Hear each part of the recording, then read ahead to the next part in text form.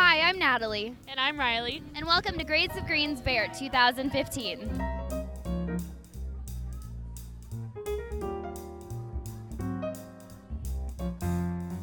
So how is it seeing the community come together for this special event?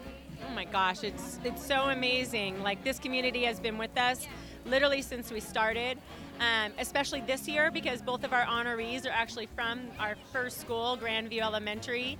So it truly this year feels like a very tight-knit community come together, you know, sort of back to our roots, and yet, you know, blossomed as well. So it's great. Hi, we're here with John Ireland, tonight's host.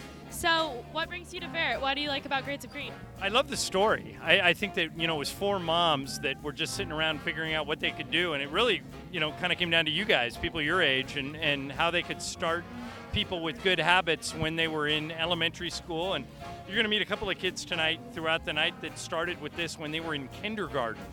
And I think it's just a great idea, and it's a fun thing to support. I think it's a great event and a great organization. Grades of Green has done so much for our school children in Manhattan Beach and other school communities as well. Our school has really benefited from having the program in our school. We participated in the Trash Free Lunch Challenge, and we were fortunate enough to win. And our students really learned a lot about recycling and just being environmentally conscious. So it's really transferred into their homes as well. So it's been a real privilege to be part of Grades of Green. How do you recommend that kids can help the earth in their everyday lives?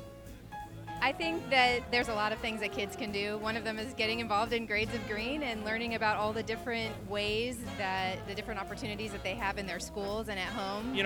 I wasn't really conscious of how easy it is to be green. I mean, how you can do things like little things, like reuse stuff that you take to work every day. And what these kids will call a trash-free lunch. I mean, if you're taking food to work every day, you can take it in the same containers. Start with simple things like picking up trash when you're walking down the sidewalk, and just learn ways to be involved on little things. Turn the water faucet off and don't idle the car. I mean, one person can make a difference doing just little things. It all adds up. So why do you think it's important that kids learn about being environmentally conscious from such a young age?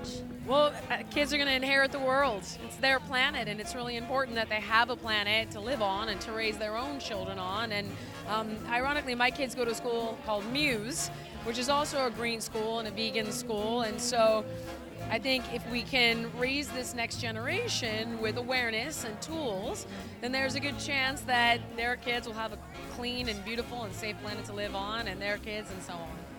It was taught to me a long time ago by my peers and my elders, and it's more like for me to pass it down to my kids and other kids. I think it's important that kids learn early in life these lessons before they're set in their ways, which doesn't take very long to get that way. So yeah, kids don't listen to a word you say, but they watch everything you do. So it's important to create those habits so they can watch what we do so that maybe they can even take it to another level the next time. Anytime there's a community-based atmosphere where everyone is like-minded and everybody wants to leave the world better than how they found it, it's important for us to be a part of that.